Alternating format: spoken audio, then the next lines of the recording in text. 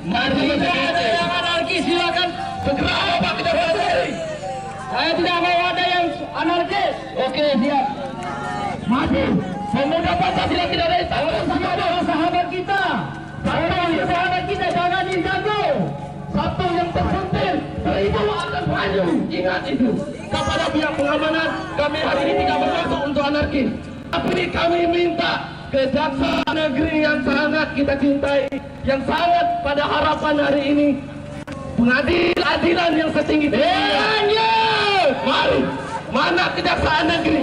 Jangan seperti tikus yang takut pada rakyatnya. Jangan seperti tikus takut dengan kucing. Jangan membeli masyarakat. Hati-hati. Pemuda Pancasila bergerak bahaya. Kalau tidak dituntaskan, akan turun ribuan massa. Pada hari ini kami masih bertekad baik, Bapak Kejaksaan Negeri Kota Bengkulu, untuk segera kejari Kota Bengkulu. Harus kita pada hari ini pertanyakan besar, bagaimana kejelasan kejaksaan ini. Kejaksaan hari ini bencong. Apakah bagaimana hari ini satu kasus pun belum terbukti dengan kejaksaan Pancasila. Kami kepada Pak Kejaksaan Negeri Kota Bengkulu, kami hari ini meminta kepada pihak kejari temui kami. Kami ini adalah rakyat Indonesia dan rakyat Sudah temukan Kejari, silakan Kejari temui pemuda Pancasila sekarang. Pada hari ini Kejaksaan Negeri ada etikat baik apa tidak menyambut kami pada hari ini? Hari sudah Kalau tidak, kita masuk ke dalam. Hari sudah panas. Kalau tidak ada etikat baik, kami mohon maaf Pak Keamanan. Kami ingin masuk ke dalam, berdialog secara khusus dan langsung. Yang penting kita anarkis. Assalamualaikum warahmatullahi wabarakatuh.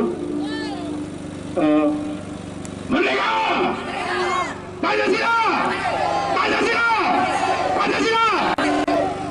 Kami sebagai generasi yang berusaha mengabadikan Pancasila di dalam setiap jiwa, hari ini datang kepada aparatur penegak hukum yang memiliki kami, yang menurut kami secara konstitusi memang aparat yang bertanggung jawab dan berkewenangan dalam menyelesaikan seluruh kasus secara adil dan proporsional. Kami datang hari ini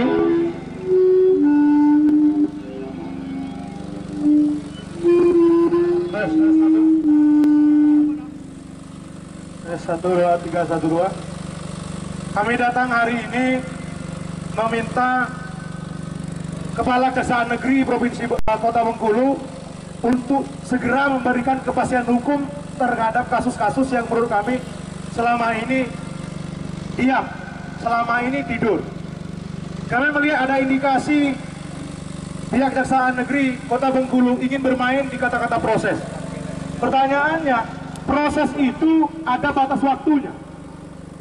Jadi mohon kepada pihak Kejaksaan Negeri Kota Bengkulu untuk memberikan kepastian hukum terhadap kasus ini. Kalau seandainya kasus ini memang tidak memiliki kekuatan, memang tidak memenuhi unsur novumnya, unsur buktinya, ya harus disampaikan kepada publik bahwa kasus ini dibetikeskan, jangan didiamkan. Nah, cuma pertanyaannya selama ini kan pihak Kejaksaan Negeri Kota Bengkulu banyak menyimpan, banyak menjadikan kasus ini jadi saldo yang nggak jelas kejelasannya, nggak tahu arah perkembangannya. Contoh, kasus maling yang dilakukan Marjon CS melewati perantara tangan Ihsanul Arif sampai sekarang, sampai hari ini belum jelas status hukumnya. Padahal kalau dikaji sangatlah gampang untuk melihat kasus ini. Kwitansinya ada, penyerahan uang senilai 500 juta tanpa kejelasan untuk peruntukannya apa. Ini kan jadi pertanyaan. Ini jadi pertanyaan besar. Mengapa kawan-kawan pihak Kejaksaan Negeri Kota Bengkulu tidak berani mengambil tindakan? Apakah Kejaksaan Negeri Kota Bengkulu sudah menjadi budak? Apakah Kejaksaan Negeri Kota Bengkulu sudah menjadi hamba? Atau Kejaksaan Negeri memang sudah menjadi para pelindung koruptor-koruptor ini. Ini jadi pertanyaan. Jangan membuat publik riuh. Anda punya kewenangan. Jadi kami mohon hari ini pihak Kejaksaan Negeri Kota Bengkulu untuk segera memberikan kepastian hukum terhadap kasus-kasus yang sudah menurut kami tidur selama ini. Terkait masalah bansos, saya pikir Kejari tidak perlu diajari lagi. Peradilan itu cuma menggugurkan status tersangka, tapi tidak menghilangkan proses hukumnya. Jadi mohon pihak kejaksaan tidak bersembunyi di sini. Dan banyak kasus yang lain. Bantuan siswa miskin di Dikbud Kota Bengkulu sampai sekarang nggak jelas. Dipeti eskan, dipeti dinginkan, dipeti matikan. Jadi kami mohon pihak kejaksaan hari ini memberikan jawaban yang memang konstitusional, bukan jawaban ngelek. Kenapa? Kalau seandainya Kejaksaan Negeri sadar masyarakat Siap. Selanjutnya akan disurati kepada saudara Angga. Silakan. 7 orang. Ini berapa? Biar ini. 4 nih Pak. 4. Maaf ya Pak ya. 1, 2, 3, 4, 5, 6, 7. Kejaksaan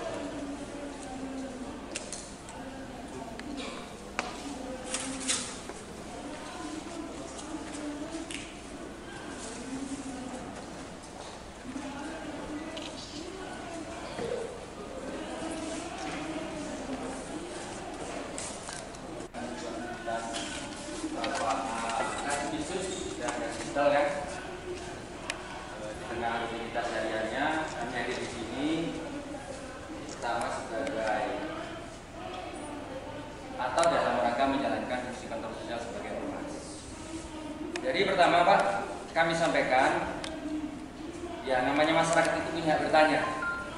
Ada 2 pertanyaan besar yang mungkin sudah tahu, sudah jadi rahasia umum. Itu pertama terkait kasus yang saat ini sedang dalam proses mungkin sudah penyidikan di Kejari, yaitu kasus uang 500 juta dari BPKAD Kota Bengkulu. Terus yang kedua juga tidak lanjut kasus bansos, karena di Pemuda Pancasila ini Pak lengkap, ada pengacara juga, jadi ada tipis juga, juga menjadi kajian hukum gitu kan. Artinya kita datang ke sini tidak sembarangan. Kami juga sudah kontak ke pusat bahwa hari kita ngasih dan mohon support, sehingga aksi kita hari ini tidak sekedar bunyi-bunyian, tapi akan berkesinambungan hingga terang benderang kita butuhnya itu jelas. Nah, jadi yang jelas kami memantau, tidak diam. Ada juga nih teman-teman dari media online kan, karena zamannya sudah era digital, jadi nggak kesulitan untuk mencari profil kasus yang saat ini ditangani oleh Kejaksaan Negeri. Jadi pertama yang kita ingin tanya Pak, kasus yang melibatkan Sekda Kota. Kenapa Sekda ini menjadi sasaran kita? Karena 2 adik kandungnya itu jadi tersangka dan ditahan. 1 KPK, 1 tahanan Kejati, sudah terdakwa Wilson dan Kapal khusus ya? Islami ini. Ya, ini. Nah tentu ini kan sudah sangat parah. 2 saudaranya masuk penjara gara-gara kasus korupsi, atasannya adalah Sekda. Sekda sendiri Pak, itu mungkin sudah beberapa kali diperiksa dalam berbagai kasus korupsi dan lolos terus. Kami minta kasus yang 500 juta ini, saya pikir sudah terpenuhi 2 alat bukti lah. Cuman kami tidak punya kewenangan. Kalau saya tidak udah dari dulu bisa tetapkan tersangka kan, karena udah masuk banget kan. Cuman karena ini kewenangan penegak hukum, nah kami tentunya biar sinergi, mungkin penegak hukum juga lambat atau mungkin sibuk. Jadi di tengah ini kan kalau kita pressure itu nanti nyambung. Jadi kita pressure ke sini, nanti pressure atas, nyambung, Pak. Selaras dengan semangat penegakan hukum di Kota Bengkulu. Nah itulah kenapa kami curiga besar kepada yang namanya Pak Marjo yang saat ini menjabat sebagai Sekda Kota. Kami curiga banget karena dua saudara kandungnya sudah masuk penjara. Kenapa dia tidak? Padahal dia terlibat semua dan diperiksa semua dalam kasus yang sama. Itu pertama. Yang keduanya kasus bansos juga sudah jadi rahasia umum. Hasil pra peradilan itu jelas bahwa kasus itu terus berlanjut. Juga nota dinas bahwa kasus itu harus dilanjutkan. Kita juga pantau dari mulai penetapan tersangka, pra peradilan dan sampai hari ini kita pantau. Nah terus yang ketiganya kami membawa laporan dari 6 PD Pak di Kota Bengkulu ini. Satu Bank Bengkulu. Jadi Bank Bengkulu itu ada gedung yang sudah 6 lantai atau 7 lantai itu. Itu kita lakukan, kita bawa berkasnya Pak. Dari mulai dokumentasi pembangunan sampai sudah jadi. Juga dari LHP BPK dan beberapa hasil investigasi. Itu lengkap kami rangkum. Dulu sudah kita laporkan ke Jati. Cuman tidak ada tindak lanjut. Nah sekarang kita beri tantangan kepada Kejari sanggup tidak membongkar kasus korupsi yang ada di Bank Bengkulu. Karena bukan tidak mungkin di situ berputar ratusan miliar, bukan tidak mungkin di situ terjadi korupsi. Nah, terus ada 5 lagi laporan dan insya Allah ada 10 lagi laporan. Semuanya berbasis data. Jadi tidak ada kita ada keluar-keluar tanpa data. Semuanya berbasis data. Tinggal lagi politik lebih dari penegak hukum untuk melakukan tindak lanjut. Nah, mungkin sebelum kita diskusi Pak, kami akan menyerahkan laporannya. Silakan Pak. Ya, mulai ini bagian kita. Ya.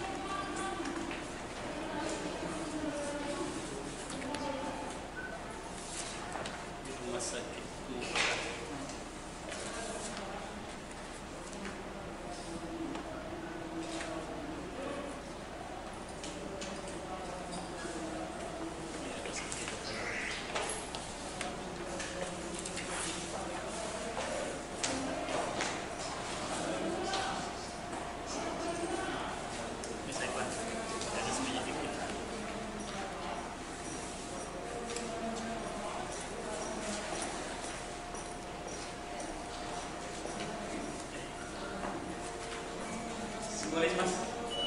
2 simbolis. Bawahnya simbolis. Simbolis. Iya, bawahnya.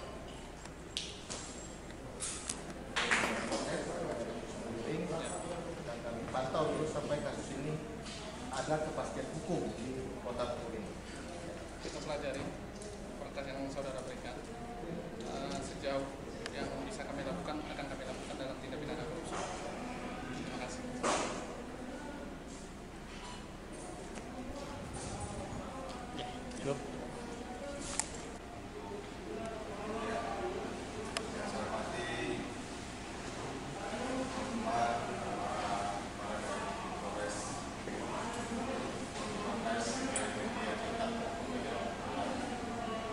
Alhamdulillah pada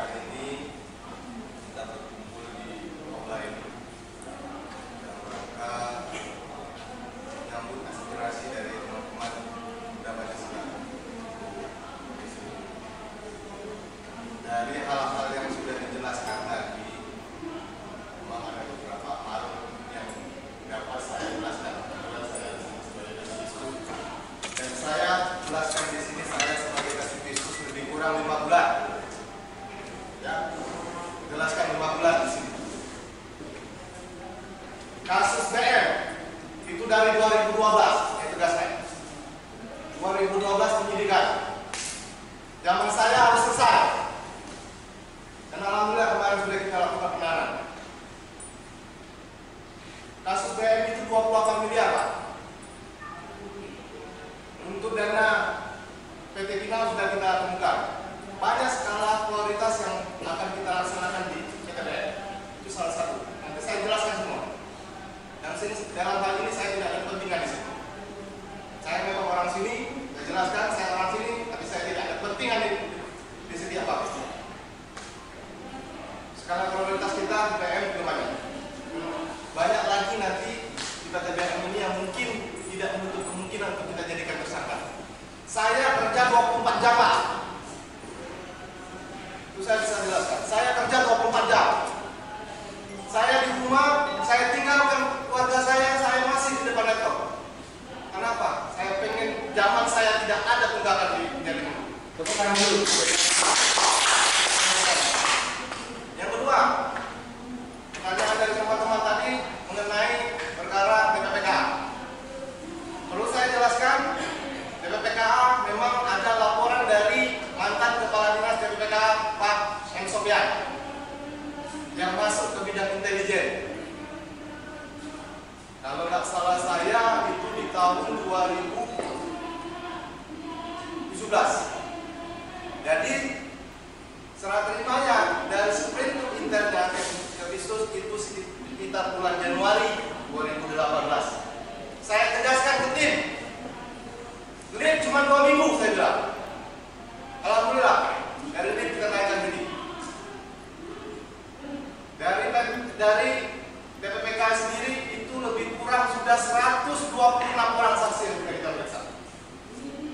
Tidak menutup kemungkinan siapapun akan kita periksa kalau dalam hasil penelitian nanti dari hasil kerja tim itu kita temukan indikasi bahwa yang bersangkutan wajib dimintai keterangan. Jadi untuk BPPK sendiri itu sudah pemeriksaan kasus sudah kelar dan sudah kita koordinasikan sama BPKP untuk dilakukan perhitungan kerugian negara. Sudah 3 kali ekspos ke BPKP dan alhamdulillah BPKP pun sependapat dengan kita bahwa di sana diduga ada penyimpangan, diduga ada perbuatan melawan hukum yang terjadi. Terakhir pagi tadi kita sudah dapat informasi ada beberapa dokumen yang kurang yang perlu kita siapkan dari hasil ekspos terakhir dan dalam waktu dekat akan kita temui.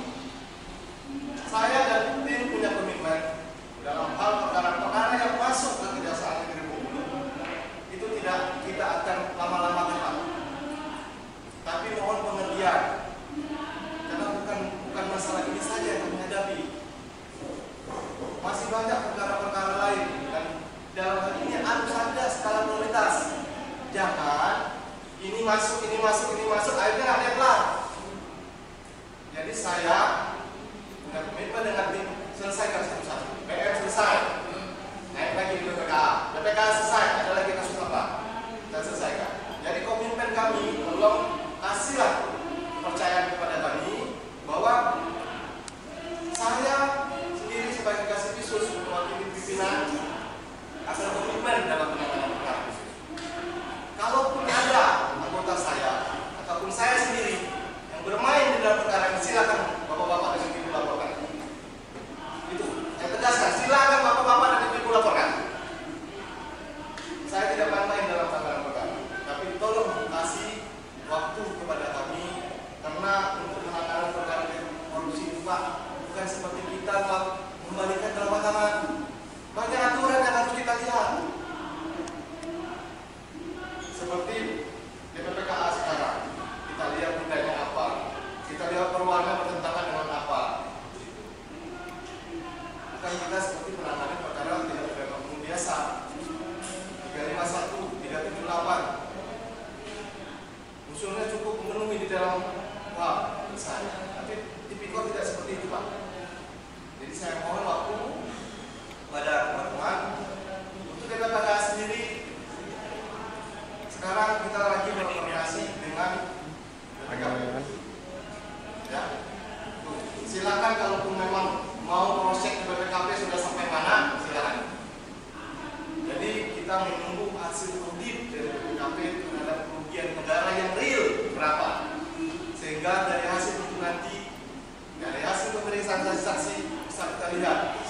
dia punya peran di sini. Karena menetapkan orang sebagai tersangka tidak budaya Pak. Karena ini pertanggungjawaban.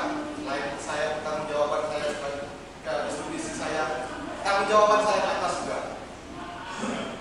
Karena berat Pak. Jadi kalaupun kami sudah tetapkan tersangka, minimal alat bukti yang sudah kami temukan. Jadi kalau dia mau kemana-mana silakan. Mau ngadu ke sini, mau ngadu ke sana silakan. Tapi minimal dua alat bukti yang sudah kami pegang dan kami bisa pertahankan itu di hadapan persidangan. Itu kalau mengenai kasus PPK. Tim sudah bekerja maksimal Pak. Dan saya kontrol tiap hari. Saya kaget juga ya.